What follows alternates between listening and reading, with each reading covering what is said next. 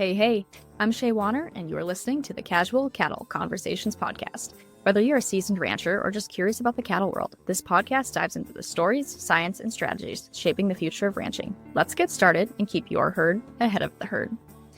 Folks, today we are visiting with Dave Specht about how different generations on the ranch can share their long-term goals and work through any differences. Dave is the author of The Farm Whisperer and is a thought leader on topics surrounding generational continuity of farms, ranches, and businesses.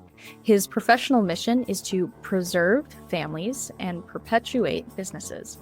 Dave has trained 2,500 top advisors/bankers at a private bank on family dynamics and generational wealth issues.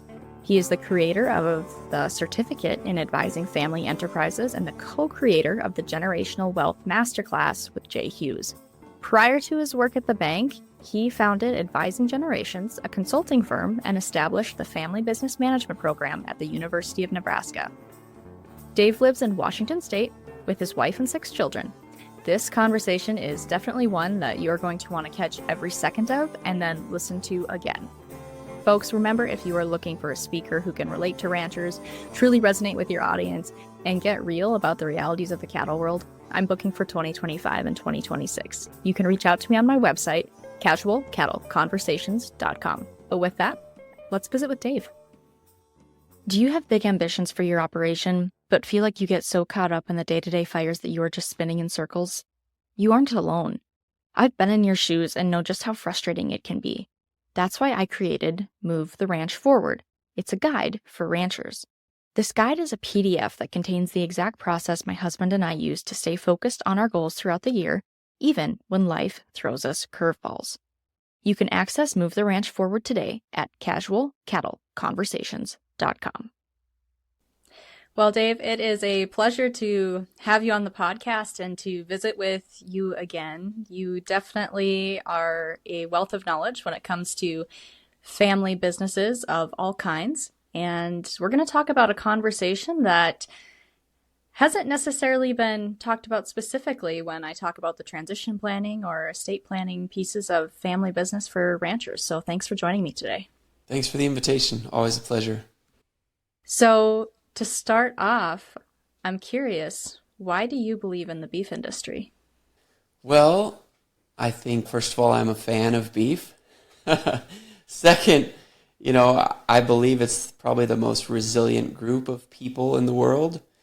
And it's going to take that with all of the voices and challenges that the industry faces. In the end, the world needs protein. And I think the beef industry is going to do just fine. Well, I appreciate that. It's fun to hear your perspective because usually I'm interviewing ranchers or people who have a different foothold and involvement in the industry. So it's fun to hear your perspective on that. Yeah, you need to get some city slickers perspective. So you work with a lot of different families. And when you're working with those families and their businesses, how much time and importance are you placing on understanding the long-term goals that each generation has for the business? It's actually quite a bit of time because ultimately, unless a family is clear on what their purpose is and where they desire to go, everything else is kind of irrelevant. So unless they have a clear path of what they want to accomplish as a family and how they want to do it as a family, there's a lot of time and money wasted by these families. And so, you need to spend the time on that. And I also think that, far too few families are focused on family continuity, meaning the relationships and investing in those relationships. And mostly they want to talk about business continuity. But ultimately, if the family relationships deteriorate, the business is going to go away too. So I try to remind them that they need to be investing as heavily in their relationships with each other so that they want to be in ownership together. They want to be in management together. Again, otherwise, it doesn't really matter what plans you put in place. It's going to disintegrate. What can investing in those relationships with family look like? So there's a couple things. One, I think a family needs to spend enough time together, maybe not working, maybe mix in a little bit of fun. I think it's important that there's, I would call this generational curiosity. So if the senior generation needs to be curious about what the dreams and aspirations of the rising generation are, and equally as important, I think the rising generation needs to consider learning about the history of their parents, what the farm ranch business means to them, so that they can then more easily honor the legacy that their parents and grandparents have established. So that generational curiosity, I think, is really important. But again, oftentimes we get so busy in the work that we forget that we need to have fun together. We need to continue to choose each other as friends, as business partners, and as siblings, if it may be that way. Yeah. Well, I appreciate you throwing that in there because I know that wasn't even something I was going to bring up, but that is definitely very important. So back to kind of understanding the long-term goals, and that does tie into, I think, kind of like you said, being curious about each generation's wishes and desires. What can that process look like for two generations to help understand their own goals? And then maybe later we can talk about understanding the other generation's goals. Well, one of the first gaps that I see in most family farms or ranches is a lack of understanding across generations of the financials. If a family doesn't really understand their financials, they really shouldn't invite a rising generation back, because ultimately it will put the farm or ranch in jeopardy because there's maybe not the cash flow they need. But even worse than that, it's going to put the relationships in jeopardy when they come back and if they end up failing together. So I think figuring out what that cash flow looks like, allowing the rising generation to understand break-evens and the financials so that they can act like an owner, behave like an owner, even if they aren't yet an owner. I think we wait far too long to allow them into the realities of the risk, of personal guarantees, of the debt, the financial obligations that they're undertaking. But Shaye, I mean, it's normal, it's natural, because we're living with simultaneous roles. We're maybe a parent, we're a sibling. As a parent, we want to protect our kids against things that would hurt them. So we may be slow to share things that represent risk, and the lack of sharing is not going to allow them to be prepared to be an owner and understand exactly what the situation is for the farm or ranch.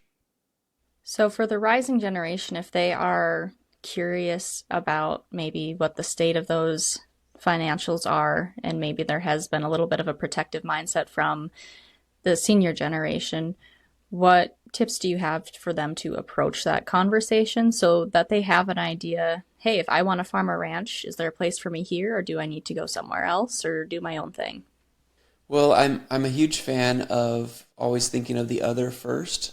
So if I'm a rising gen and I am curious, I may switch my questions to, when will I become an owner? How will I buy into a question like, I want to make sure that you have the retirement cash flow that you need whenever it is that you choose to step away. So, for me to understand the cash flow needs of the farm or ranch, and for me to understand the lifestyle expenses that you'll expect during your retirement years, I think will be helpful.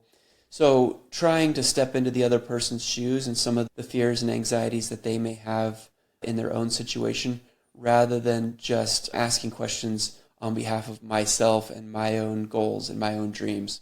So again, I think a lot of it, if we can lead with empathy and with looking out for the other person, with the main goal of preserving relationships. So, I want to understand the cash flows of the ranch, because ultimately I don't want to come back if it's going to not succeed and if our families aren't going to be able to have enough to live and continue to grow the ranch. So I would always bring it back to kind of the bigger family purpose rather than your own individualistic needs. All right. So, that's on the financial side that you just touched on. And so if a family is clear and open about that, and let's say there's two generations on a farm or ranch, and for example, maybe one generation wants to focus on scaling with what they're already doing. And there's another generation whose goal is maybe more to niche down, find different markets, and just live a little bit of a different lifestyle on the farm or ranch. How do you help each generation understand each other's wishes? Yeah, I have a story with that. So I was working with a family just a few weeks ago, and they're in their third generation, and they've been clearly a growth-oriented company, not in the ag business, but I asked them, do you want to continue to be a growth company, or would you be more interested in taking a growth and income approach, or do you want to mostly focus on creating cash flow for the beneficiaries and for the generations? And it was wild to think that they had never even considered that they could be anything but a growth company. And so when you look at farms and ranches and all the different assets that these families have, most of them don't know that they have a choice. They oftentimes look at the operation and we just need more and more and more. And it could be that eliminating some things and focusing on fewer things might actually be better for the family and their situation. So, I think for every farm or ranch, we need to ask hard questions and then get clear on what the strategy is together so that there is alignment in our activities. Where there's not a clear strategy for who we are as a family and what our goals are, you're going to have varied strategies going through the minds of the different generations, and that oftentimes leads to conflict. So, when you're talking about goals and strategies, are you talking about a series of like 1, 5, 10-year goals? Are you expanding that out to 20? I mean, what length of time are you helping families look into the future and try and set those strategies? Yeah, we're working with some families that want to develop 100-year strategies, which is you can't even imagine what that looks like. And so you always have to boil it down to the 1, 3, and 5 year because that's all that our minds can imagine. But thinking as how do we become a 100-year family, obviously you're going to make different decisions. Working with one family with that desire, they know that there's going to be exponential growth in the number of mouths to feed. And so they're going to have to grow, and looking at it in terms of the realities of can we even keep up with that kind of a growth trajectory, and saying, okay, well, I don't think we can grow at the same rate as the number of family members that are being developed, that are being born. And so there is some reality that needs to come into it as to what can the farm or ranch sustain, what expectations should every owner have for not only their relationship with the farm or ranch, but also cash flow expectations, and how will they fulfill their own cash flow needs as individual families. So I think you have to start with 1, 3, and 5 years probably. But most families say we want to keep the ranch forever. And if that's the case, you're probably going to make some different decisions with how you choose to own, the agreements that you make for how people get in and out of ownership. So it just depends on what the family's big goals are. So when you are helping families who maybe face some of those realities of maybe we can't sustain continuing to grow, or maybe we really do need to make a big shift, do you lean on going back to the family history from the beginning and looking at maybe how changes have been approached in the past to maybe say it's okay if we change now? I mean, how much of that family history is a part of this process? Well, I love tapping into it because I think when we look at, where our family is and what we've done in the last 10 years, it may seem like we've done the same thing. But if you look back very far, you'll notice that there's been pivots along the way because of markets, because of family conditions, because of deaths in the family. So I think the historical perspective is a really good one, Shaye. And ultimately, families will have to change. They will have to innovate. They will have to do different things or do things in different ways to be able to meet the market conditions and to be able to meet their family situation. So embracing innovation and looking at it and deciding, how innovative do we want to be, not only to survive, but to become a destination spot for the rising generation that they want to come back to. So I'm a big believer that looking out into the past can also inform, some of the family's decisions going forward as they look to the future. Tired of accounting software that wasn't built for ranching? Ambrook is the smart, simple tool that helps farmers and ranchers manage their finances like a pro. Is the pasture you're renting paying you back for the lease? Is your hay making or losing money, factoring in what you save for using it as feed? Is that old piece of equipment worth the maintenance costs? Ambrook can help you answer these questions and works on any computer or smartphone, so you can manage it on the go. Visit ambrook.com/casual cattle to try it for free for 1 month. That's ambrook.com/casual cattle. As you're working with the rising generation, maybe the millennials or Gen Z, or I can't remember the generation above millennials, but they could be considered rising too, depending on the family. Are they approaching family business differently than what you see with some of the senior generations? Yeah, for sure. I mean, across industries, first of all, if you have a founding generation, many times they had very little growing up or starting in the business, and so they're used to going without, and the expectation that others will likely, trod the same path is there. And, when you're in the second generation or the third generation and you're somewhat removed from the founder's struggle, those expectations are going to be different. And I would say that the generation that's coming up now, they're maybe more focused on wanting to create a life and a lifestyle that they get to choose rather than do anything to be able to grow the farm, grow the ranch.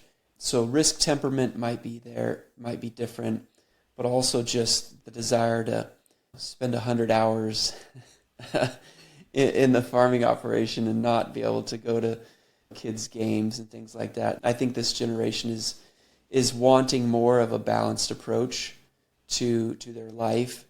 And so I think that can be a generational difference and can be a friction point. Yeah, I see that too. And it is, even from my position compared to maybe my in-laws or my parents or my grandparents, because everyone's active on the operation. Everyone looks at it a little differently about what life should look like. I have another example too with the farm family I'm working with. Very successful, and they've made huge sacrifices over time to get to the place where they are. And now the parents, they want to enjoy some of the fruits of their labor. And so they'd like to travel more. They'd like to go experience things off farm. And the rising generation wants to come with them. And so there is some friction around, well, yes, the rising generation has helped us to build what we have, but someone has got to stay behind to do the work. And so these lifestyle expectations that the rising generation are inheriting, I think that's particularly problematic because the rising generation oftentimes sees what their parents are currently doing today, the truck that they're driving today, the house they're living in today, and they want that maybe not now, but they want it in the very near future. And oftentimes those expectations are not realistic. So how have you seen others, or how have you yourself help the rising generation understand that it took their parents 30 to 50 years to get to this point, and it's not something that happens overnight for them? It's tough. I mean, it's tough to just describe that, and it's not like a loving tap on the back, and saying, just wait, because it's not a just wait. Honestly, I think maybe the rising generation doesn't have to wait as long if they strategically go about it, because what most farmers and ranchers and business owners in general underestimate is the value of their relational capital. so the people that they know. And if a rising gen wants to grow faster than the parents think that they should, it may be that the relationships that their parents have allows that rising generation to get opportunities through other families that may not have a rising generation coming back to the operation. And so I really think that there's not enough time spent on the relational element of who do your parents know, who are the friends of your grandparents, what are the plans of the people that are in your town. And it may be that the biggest opportunities are not within your current family situation right now, but it may be that the relationships that your family members have with other families whose kids may not be rejoining the operation, those may represent the biggest opportunity for the rising generation to A, get into ownership quicker, but also B, be able to put their foot down on the accelerator and be in growth mode earlier. That can be a big mental block too, not necessarily coming back to the family place if that's what you had in your mind, I would imagine. Well, Shaye, one thing I've noticed is that, a lot of people that I work with, especially the rising generation, they say that they want to come back to the family operation, but then when you really dig into it, what most of them want is they want the same type of upbringing that for their now children that they grew up with. So it isn't necessarily that they have to farm the same dirt, but it may be that they want to raise their kids in the same community. And so that's kind of a light bulb moment when that happens, when there is that discovery that, hey, we don't have to all work on the same ground, but if we love the community and we want to be together as a family living in the same community, we can get really creative with how to do that. So what are some questions the senior generation can ask the younger generation to determine if they have someone from the rising generation that is fit to come back to the operation? One of my favorite questions is, how do you feel about personally guaranteeing the debt of the farm? That's one of the great litmus tests for, do you have a rising generation that understands what it's like to be an owner? It may feel like an unfair question, but ultimately it's the reality of the situation. Most farms or ranches have financial obligations, they have leverage, and we don't teach our kids what leverage feels like. There's no way to manufacture what that feels like. So it may feel like a tough and unfair question, but I think it's one that needs to be asked, especially to those that are not going to come back and operate the farm or ranch, those that want to be in shared ownership with their siblings, that feel entitled to inherit the farm or ranch even though they're not going to be operators. I think the questions need to be asked of them, are they still going to be financially responsible for the success or failure of the farm or ranch?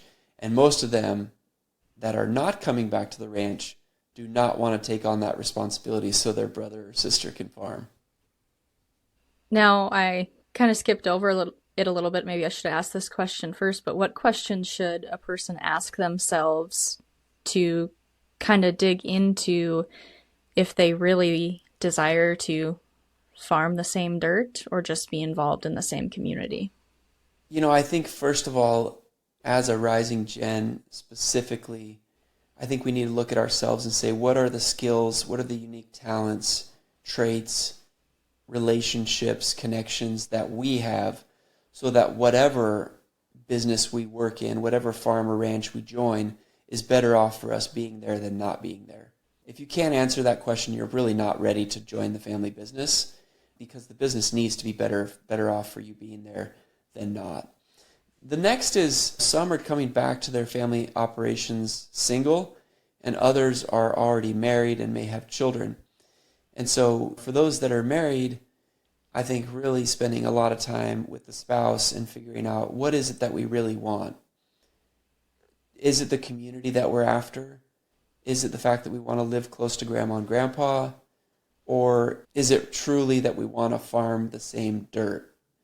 Again, we don't usually slow down long enough to think about those things, but I think there's the other thing is, what financial expectations do we have for our little family? If you're married, if you have married and have one child, what are the financial expectations that you have to be able to have the lifestyle that you want to have?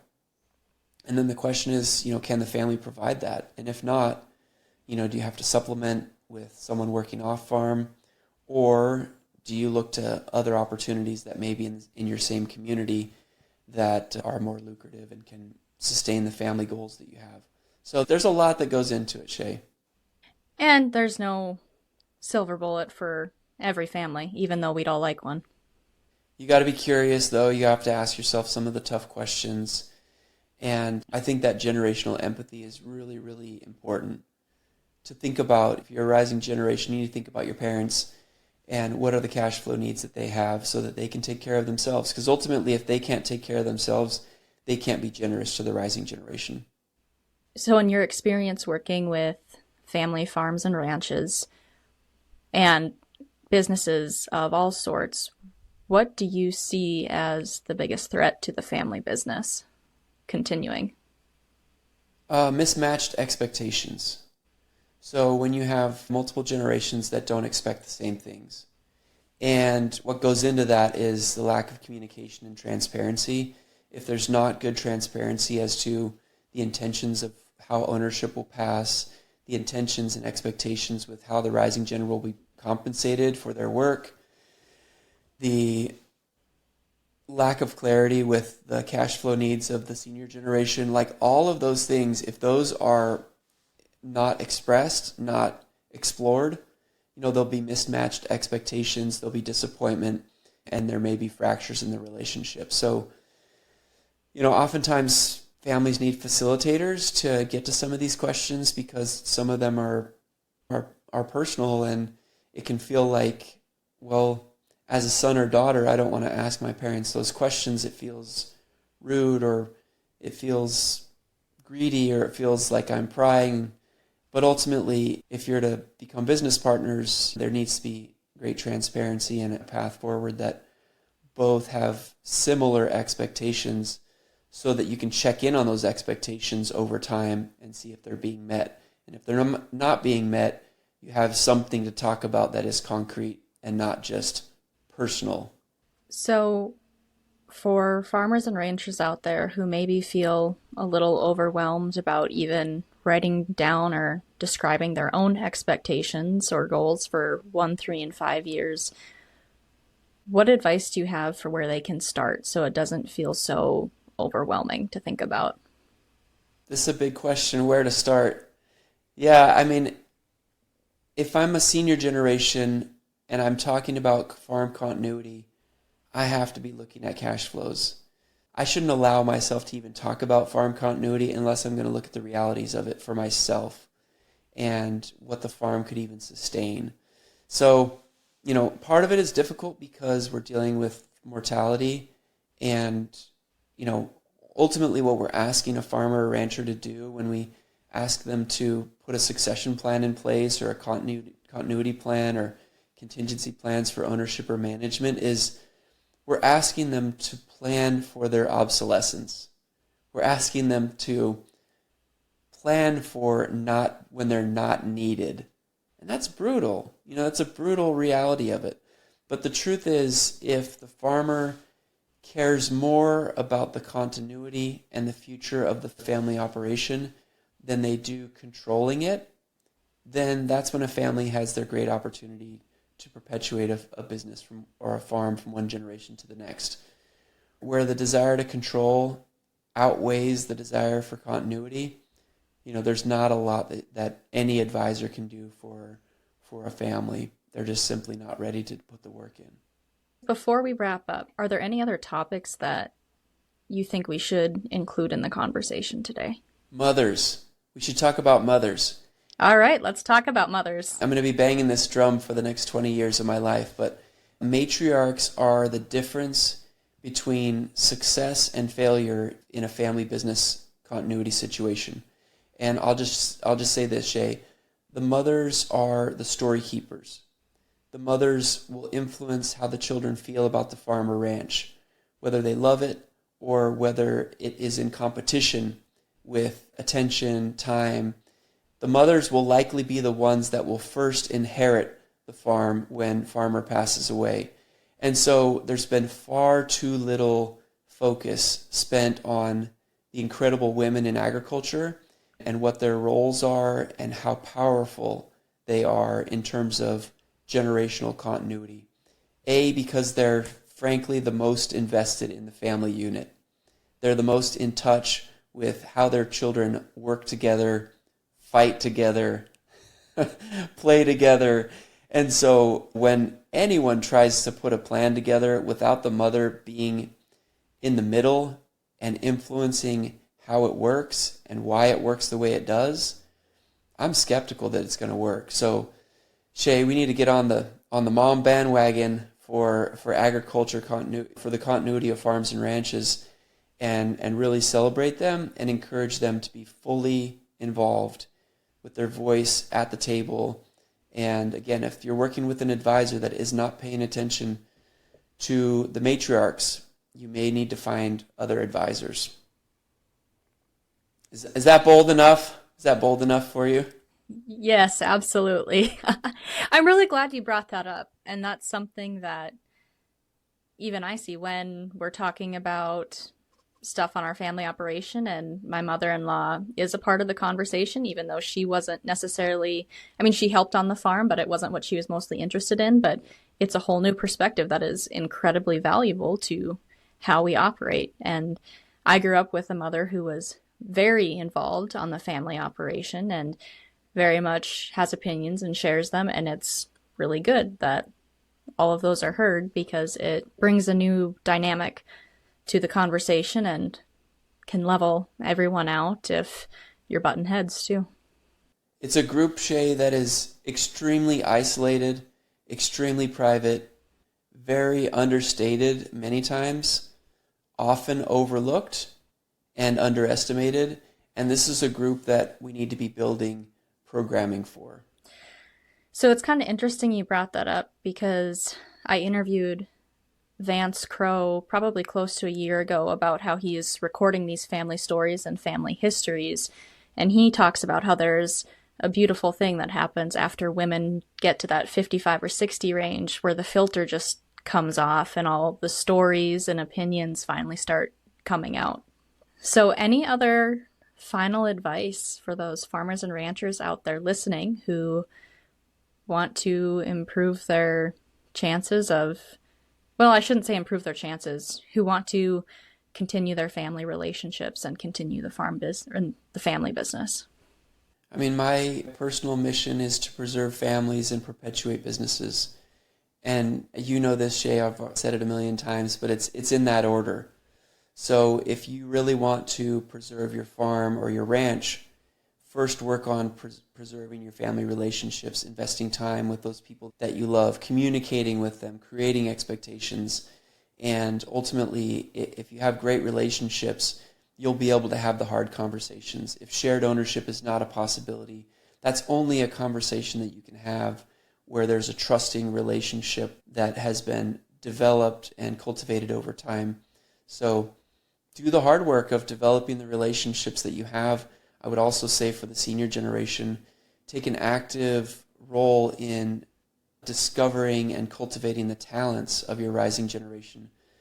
And it may be that their talents are best served not in your operation. And if that's the case, have the courage to encourage them to spread their wings and to go and figure out what is their calling. So I'm extremely bullish on agriculture and on the family farm, but ultimately family farms, family businesses, family ranches will not succeed and without great intentionality, without a huge level of care, and without the matriarchs at the center of the table. All right. Well, folks, if you didn't hear that, go back and re-listen to it so that it sticks in your mind. And if you want to connect with Dave or any of the other resources mentioned in this episode, I will include links to that in the show notes. Remember, the best way to support this podcast and all your favorite podcasts is to share with a friend who could also benefit from it, or leave it a rating or review. But with that, happy ranching, folks.